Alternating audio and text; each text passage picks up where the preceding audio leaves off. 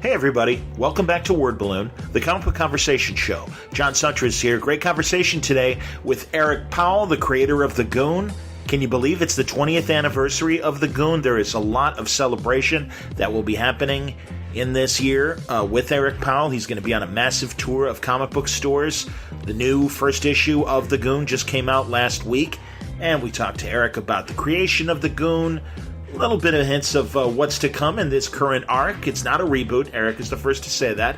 And, we get back to the Goon's origins and his influences artistically and comic book-wise. And it's really nice to finally have a chance to talk to Eric Powell on the record on this episode of Word Balloon. It's brought to you by the League of Word Balloon listeners. Thank you, League, for your support via Patreon. The subscribers of Word Balloon have really been helping me out, especially given my current injury situation. I am getting better, and I've got the surgery scheduled for just a couple weeks. They're letting me work for a couple weeks before the surgery and stuff, so that's great too. But the subscriptions to Word Balloon via Patreon have been a big help, and I thank you. If you want to subscribe, you don't have to. Word Balloon is free. But if you like what I do here, if you want to support the cause, you can go to patreon.com/wordballoon or go to wordballoon.com and click on the Patreon ad. And, is Word Balloon worth $1 a month? Is it worth $3 a month, the price of a comic book? You decide. Thank you very much for your support, League of Word Balloon listeners. This episode of Word Balloon is also brought to you by Aftershock Comics. They are shaking things up in 2019. They're calling it the year of living dangerously. They're calling it the year of reading dangerously. And there's a reason why. They've got great graphic novels and comics that are sending shockwaves throughout your local comic shop with groundbreaking series like Garth Ennis and Goran Sudzuka's A Walk Through Hell. There's Animosity by Marguerite Bennett and Raphael de la Tour. In fact, Animosity is this year's Aftershock Free Comic Book Day coming in May. There's also Dark Red from Cullen Bunn and Juan Doe. And new reads like Oberon from Ryan Parrott and Mike Slakovic.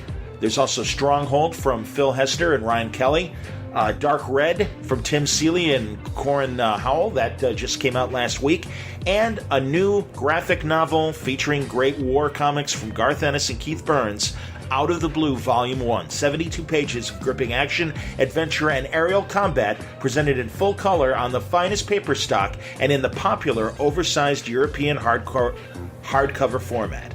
So lots of great books on the way and currently available at Aftershock Comics. Some of your favorite artists and writers are there making really interesting books. Check it out. You can find full story descriptions, preview art, and the diamond code to order these books through your local comic shop at aftershockcomics.com.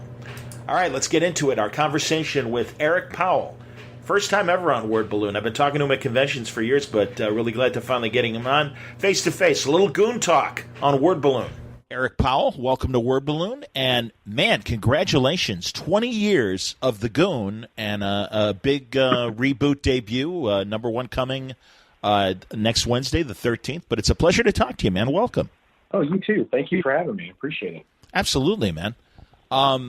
So this is going to be a big year, and I'm first of all, I'm glad you're back to the Goon, and glad to see him back. Thanks. And man, you're doing a ton of stuff to celebrate the year, and we'll talk about everything. What can you tell us about this first issue? Well, don't expect it to be any kind of reboot or anything like that. It's very much in continuity with the previous Goon, as much as the Goon has a continuity. And at the same time, it's also a very good jumping on point. I don't want to go into too much detail, but quite a few things have happened in between the last issue of the Goon I did, I believe 3 years ago now, and this issue. But it picks up where the last storyline took off. Okay, that was Once Upon a Hard Time, right? Yes. Okay, excellent. And you've got other creators coming on and helping you out with the book. Have you done that before? I always thought of you as a one-man operation when it comes to the Goon. Yeah, I mean, as a comic reader myself, I always prefer that. Like, if I'm reading The Spirit, I prefer Will Eisner's version of The Spirit. It's not a knock on anyone else's contribution. It's just that that's so ingrained. And I always felt like, if there's the Goon, sure, I'll do short stories that other people can jump in on, but I want to do the majority of it myself. And now, just to keep the book out there, I'm realizing, there's a lot of stuff I want to do that I probably don't have time to do all by myself. So I think it's a prime moment to actually open the doors a little bit and let some other creators come in.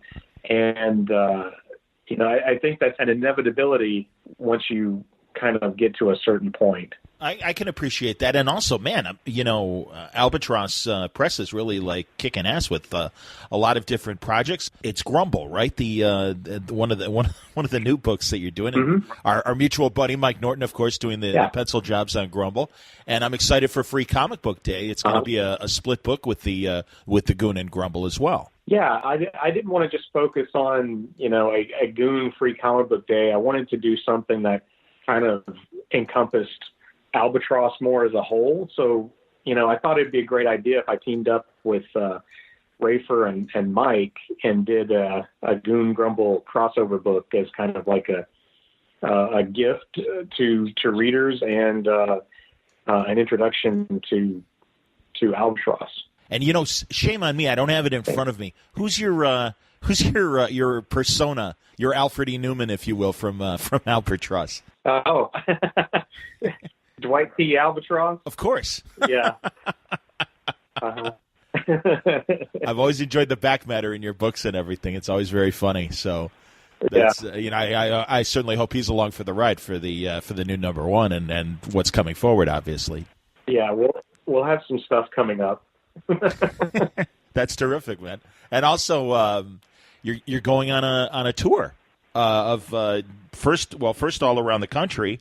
But it's gonna culminate going on the other side of the earth to Australia and everything. That's awesome, man. Yeah, we wanted to do something big to celebrate the 20th anniversary and our relaunch. And I haven't done a lot of store signings in the past, but we thought now would be a really good opportunity to take advantage of that and do something cool for everybody. 23 cities, and man, I'll tell you, you're starting off. Darn, as we're recording, you've got one in Nashville on the 8th. That's awesome, and that is the official. Mm-hmm. That's the anniversary party. That's your home. That's your home city, right? Yeah. Cool. Excellent. So we're kicking it off in Nashville, and then and then Alhambra and Portland and Houston. Mm-hmm. This month, March. Alhambra, California on March 19th at Gorilla Mall, and March 23rd in Portland at Bridge City Comics. Excellent. Very cool. And then in April, you'll be in Houston, Austin, and people should go to thegoon.com, right, to find out more about the tour and everything. Oh, awesome. You're going to Austin, and I know you've been doing a lot of work with Mondo, and I love what I've seen so far, and I see that there's going to be a Goon Art Show on April 13th in Austin. That's fantastic. Yeah, if everyone in the Austin area, I hope, will come out for that because it's going to be pretty cool. I'm putting some pieces up for sale that I've held on to for a long time, so art collectors out there, make sure you if you're not in Austin, to get a hold of somebody in Austin you might know, because if you're looking for a piece of Goon art, it might be in there. That's fantastic, man. That's really great. And then you're going to Heroes, Charlotte, of course, the wonderful store that, of course, spawned the great convention, and then in May, Denver and Vegas. Yeah. And I'm getting to my city, of course, or I should say my area, the Chicagoland area. June 1st, you'll be in Skokie, Illinois, north suburb of Chicago at Oyak Comics, Art and Franco's store, and you'll be there with Mike Norton. That's fantastic. So that's very cool. And so, so Free Comic Book Day, you'll be at Mile High in Denver. That's awesome. And I see two. Go ahead. Yeah, I don't know if you had any thoughts on the Denver stop. Oh no, I was just gonna say we're really happy to do Free Comic Day at Mile High. It's of course, everyone knows it's a great store. Absolutely, man. And then also you'll be at the Diamond Retailer Summit in Vegas from the 18th through the 20th in May. Cool stuff, man. And then, you're all over the country. You are going to go to the other, and again, you'll forgive me, but they're my buddies, the All Yeah Comics guys. I see you'll be in October. You'll be in their New York store in Harrison, so that's very cool. And then, you go to so you do Harrison, New York in October. Then you go to Maui, which is fantastic. Always a good time, if any excuse to go to Hawaii. I certainly don't blame you. And then wrapping things up at the Supernova Comic-Con in Brisbane, Australia. Amazing, in November. Yeah, I've never been to Australia before, so we thought this would be a good time to head out there. And it doesn't, the travel is a bit shorter from Maui than the mainland United States, so it was a good jumping off point. Absolutely. No, that's a great idea. Why not? That's terrific. Sure, man. Wow. Unbelievable. How does the Goon play around the world? I would think it would do great. And, have you played with formats and are there giant kind of the European album style collections of the Goon? Yeah, the Goon does pretty well in, especially the French translation has done really well for us. Yeah. And they translate everything into the European style albums. They seem to get it. And sure. appreciate the oddness of it, and of course in over there it's not so dominated by the superhero stuff that the Goon can stand out a little bit more. But we're published in several different languages, so it's getting out there. That's awesome, man. No, I can see that, and also, your style too is so beautiful and so animation inspired. I mean, what led you to your style of art? I think it kind of all backtracks through Bernie Wrightson. I really got into Bernie Wrightson, and then kind of discovered all of his influences and started studying those guys. And from there, it went into a lot of the old school guys, like, a lot of Jack Davis and Wally Wood and Will Eisner definitely influenced my comic work. And then, there's a whole different school of guys that influenced my painted work a little bit. And so, my influences are all over the place, but definitely I appreciate the feel of a lot of the EC Comics guys. I can see that. And I love your painted stuff. I mean, it's got that lush kind of thing, and it's great because it's beautiful, but it's also, again, these great simple designs, and you know what I mean. That Bigfoot cartooning and everything is excellent. Yeah. I mean, so are we seeing a bunch of new monsters? Obviously, with the new series. Oh yeah, there's the first issue kind of sets up the Goon going through a new menagerie of jerks. So we're going to see a lot of new characters introduced. You'll forgive me. My phone keeps pinging. I apologize. I'm going to turn off the sound. No worries. This is terrific, man. I'm like I said, I'm really glad it's back. And I always think of like kind of the Popeye cartoons and everything when I see your characters and that. It's just it's gorgeous, and and of course, the Goon is certainly a different kind of Goon from Alice the Goon in the Popeye books and comic strips and stuff. Are you a fan of that kind of? Did you ever do when IDW was doing Popeye? Did you ever get a chance to, or any interest in doing any Popeye stuff for them? No, it's not really. I mean, other than as a kid, Popeye was a very popular thing, when I was a kid. But as far as the old comic strips, I never really got into those. I tended to be more interested in more horror comics and things like that.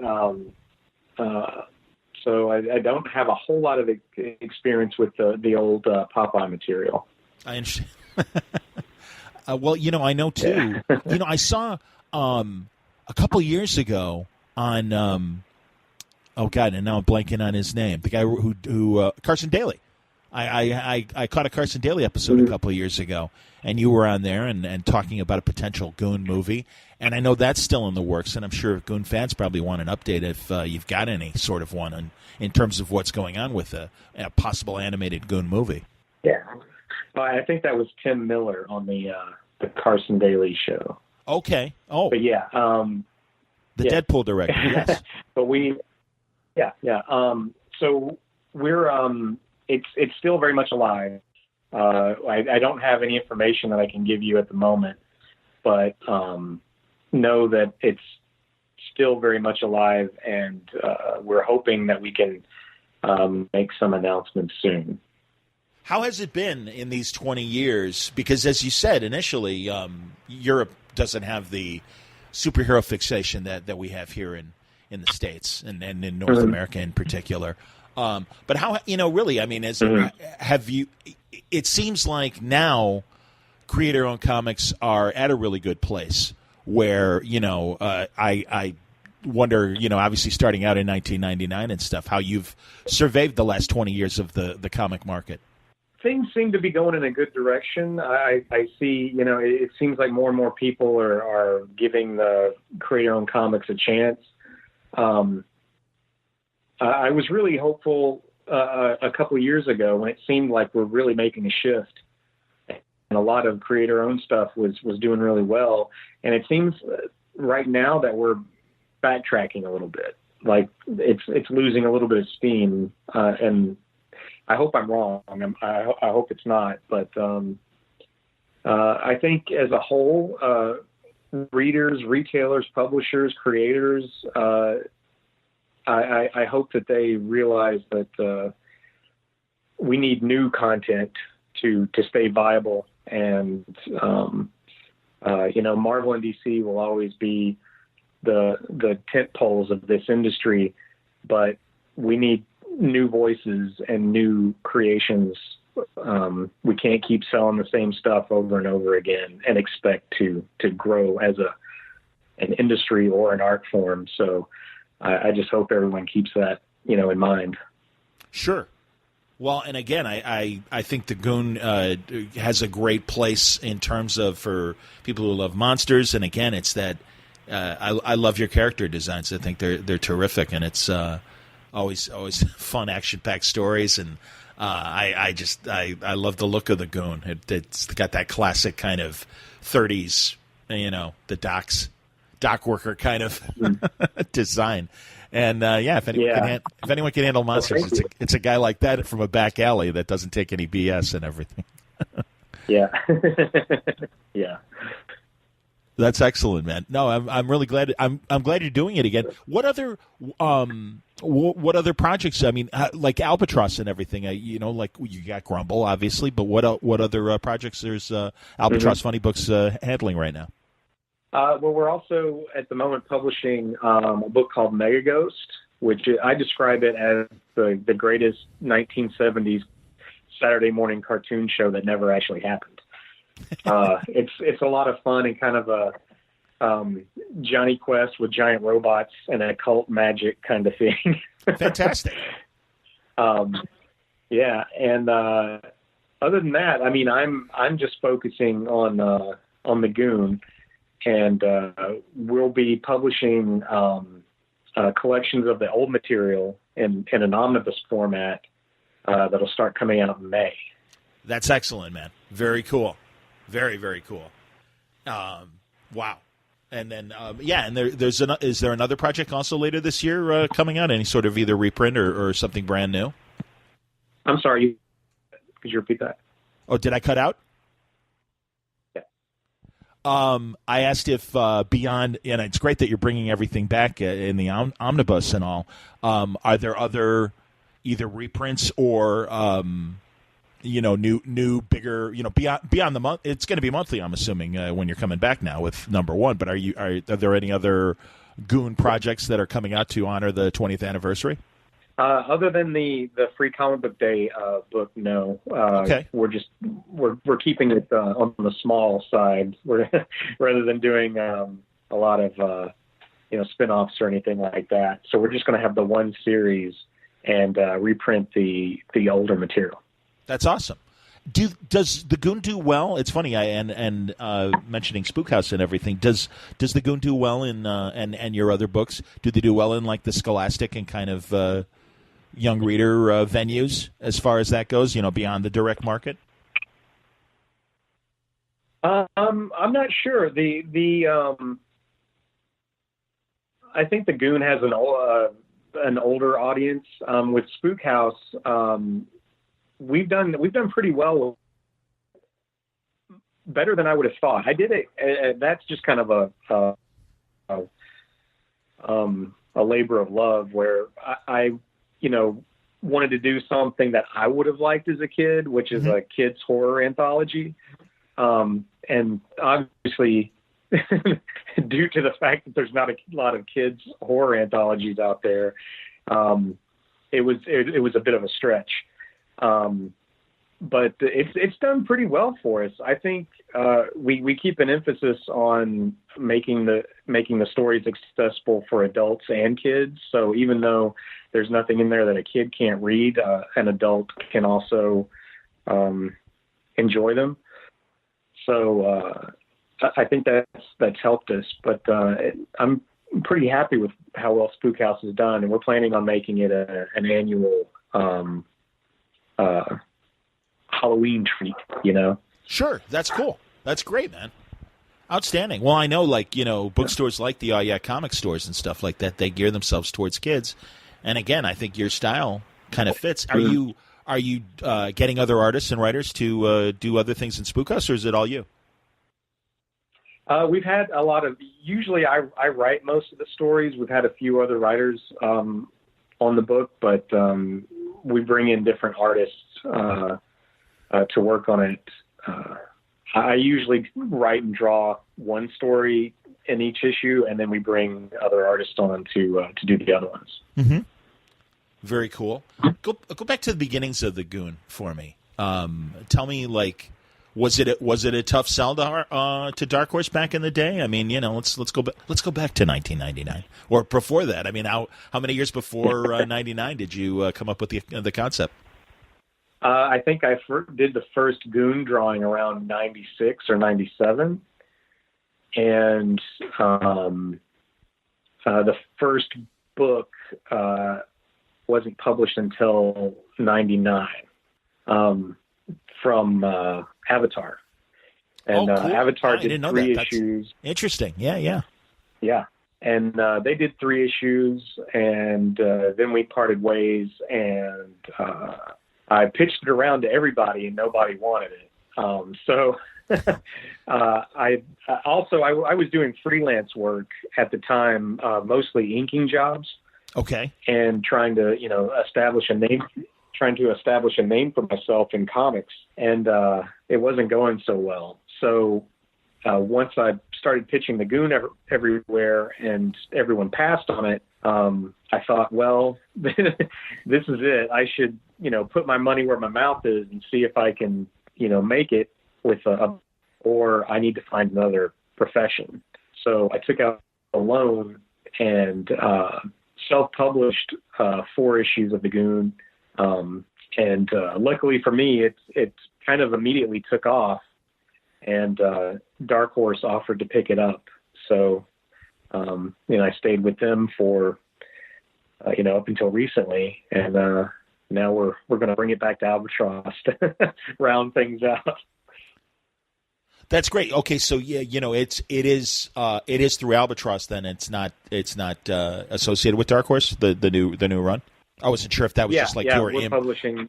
Go ahead. Yeah, this is my own publishing company, so we're autonomous, So okay. I got you. Yeah, I wasn't sure if that was your through an Image, your imprint through Image, like some sort of deal with Dark Horse or whatever. I got you now. Okay. No, well, Jesus, man, congratulations. That's fantastic. And again, I'm glad you're putting out the books that you're putting out. And yeah, I mean, God, it must have been, kind of tough in terms of hand selling it and contacting stores And I mean, I'm sure you did the Johnny Appleseed thing, and one story at a time, getting the word out about the Goon and everything back in the day, I would assume. Yeah, luckily I had done some advertising work for a local printer, so I was able to. I traded the work for some printing, so I was able to print a lot of books in advance, and I sent them out to every comic shop I could find. And I think that helped right off the bat, because they were able to see that, the product was already finished. It was actually coming, and it gave them a chance to look at it rather than just ordering blind out of the catalog. Sure. That's great, man. That's fantastic. Those are the kind of stories I think that my audience likes to hear in terms of how you were able to do it. And, that's excellent. That's brilliant. Yeah. When you were inking, who were some of the artists that you worked with? Mostly Kyle Holtz. Sure. I inked quite a few. Yeah, I inked quite a few issues of the Hulk that he worked on, and I believe we also did some Black Panther stuff. Very cool. That's amazing. Has the Goon crossed over with any other characters over the years? Yeah, we did. I think Goon number 7. We did a Hellboy crossover, and then there was a crossover with Steve Niles, Criminal Macabre. We did a one shot. Yeah. Cal McDonald and the Goon, huh? Yeah. That's hilarious. I think that's it. That's hilarious, man. And of course, well, the Hellboy certainly makes sense, and that doesn't surprise me. And I thought so. I wasn't completely sure, but that's funny. I didn't know about the one with Steve. That's terrific too. Too funny, man. Yeah. Very, very funny. Jesus. Well, honestly, man, I'm glad that you're coming back to the Goon, and you sound energized and ready to do a new slate of stories and everything. Will it be coming out monthly? Yeah. Mm-hmm. Excellent. Very cool.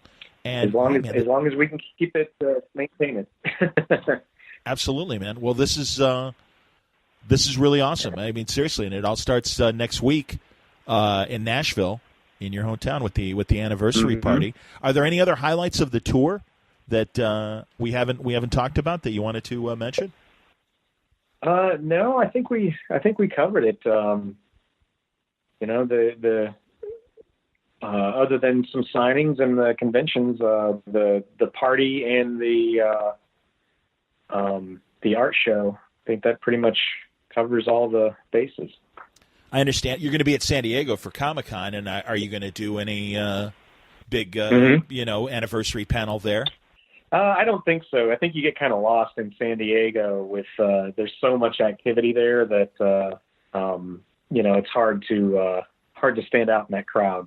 I can appreciate. So that. I think, and also it's a lot of work. So I try to. We used to do funny panels there every year, and my buddies Ben Grant and Tom Lennon would help us out. Oh wow! But I'm not sure we're going to do one this year.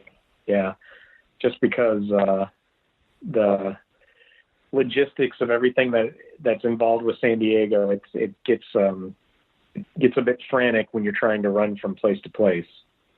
I can appreciate that. And then, of course, before you go to Harrison, New York, you're going to be at New York Comic-Con at the beginning of October as well. Mm-hmm. And man, I got to tell you, we got to get Seth Meyers a copy of the Goon if he isn't aware of it and stuff. And I know, like I said, like you said with Tim Miller, you had the connection with Carson Daly, but he's a big comic book fan, and that would be great timing if you can book yourself on Seth when you're in New York. Alex Ross did it the last New York Comic-Con and everything. So, yeah, that'd be awesome. Jeez, man. Yeah, well, that's awesome. How'd you hook up with Thomas Lennon? A long time ago. I guess Ben Grant was reading the Goon and introduced it to Tom, and then it was kind of random. I got an email asking if we had any T-shirts for sale, and ended up talking to him over email. Oh, that's awesome.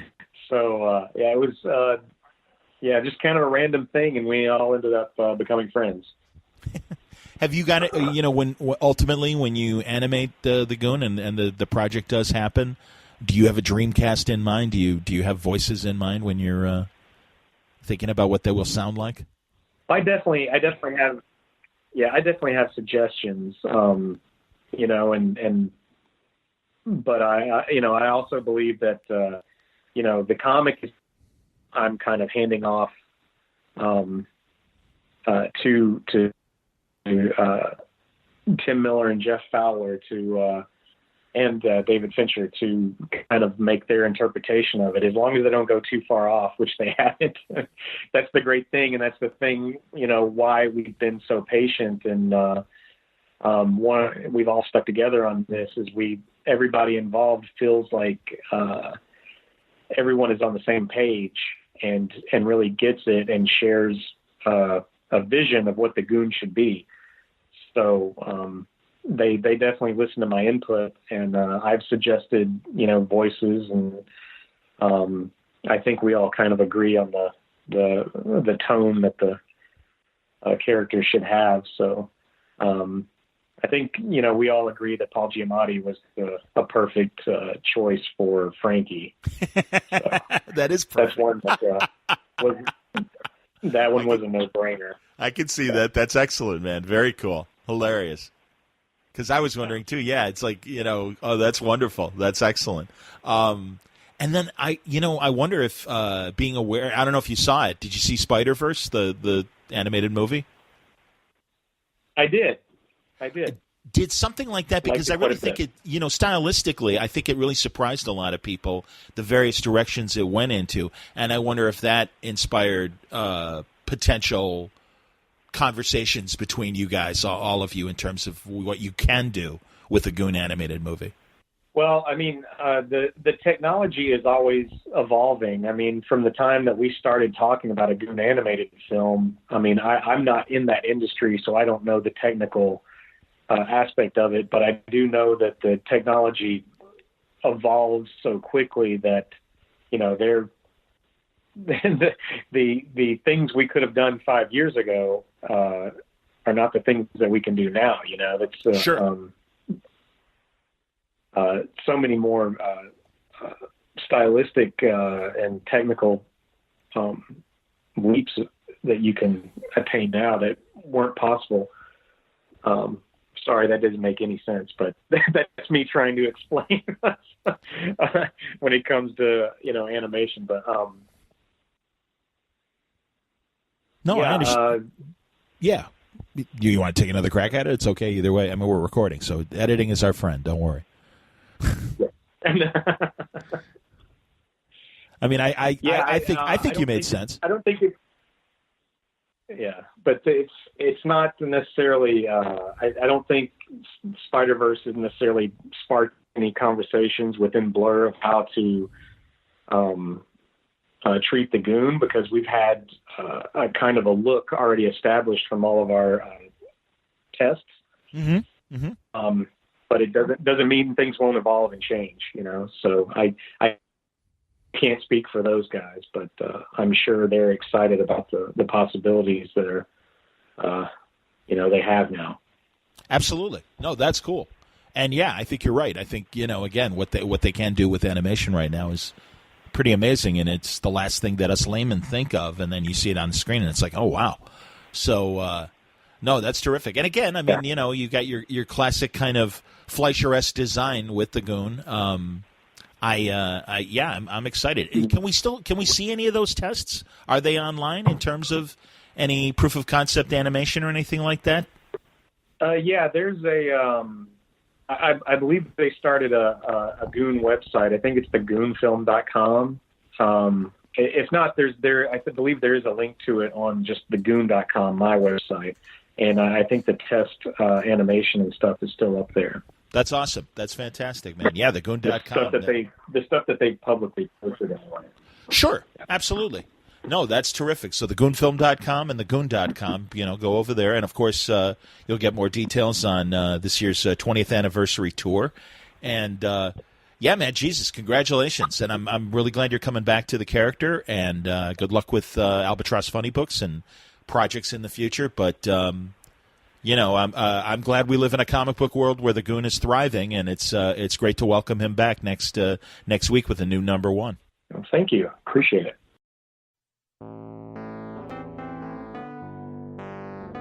Eric Powell and his thoughts on the Goon. Make sure you pick up issue 1. It is on your comic shops now, and looks like it's going to be another great run from Eric Powell. And I hope you get a chance to see him at some of the many comic book stores he'll be going to now, not only through the United States, but even overseas, going to Australia. Pretty neat stuff. Hope you enjoyed today's episode of Word Balloon. It was brought to you by the League of Word Balloon listeners. Again, if you'd like to subscribe to Word Balloon via Patreon, go to patreon.com/wordballoon or click on the Patreon ad on the front page of wordballoon.com. And this episode was brought to you by Aftershock Comics, the independent comics and graphic novel publisher sending shockwaves through your local comic shop with groundbreaking titles. Things like Stronghold from Phil Hester and Ryan Kelly, Oberon from Ryan Parrott and Milos Slakovic. There's Dark Arc from Cullen Bunn and Juan Doe, Animosity from Marguerite Bennett and Raphael De La Tour, and Garth Ennis and Goran Suzuka with A Walk Through Hell. There's also Dark Red from Tim Seeley and Corin Howell, and Out of the Blue, a great combat comic book, full color in the European hardcover format from Garth Ennis and Keith Burns. Great stuff from Aftershock, great prices. Again, the creators you love, telling some really interesting stories. I'm a big fan, and was well before they became a sponsor of Word Balloon. I mean, stuff like Jackpot from Ray Fawkes and American Monster from Brian Azzarello and Eduardo Riso. Great stuff, man. I'm telling you. Check it out for yourself. Go to their website. There's lots of back issues to order, graphic novels. There's The Art of Jim Starlin, and a hell of a lot more. You'll find preview art, full story descriptions, and the diamond codes on how to order these books through your local shop at AftershockComics.com. And remember, read dangerously. Thanks for listening today. More great stuff to come. It's still March, and there's plenty to do before the end of the month, so looking forward to our next conversation. I hope to hear from you soon. Until next time, Word Balloon is a copyright feature of Shaky Productions, copyright 2019.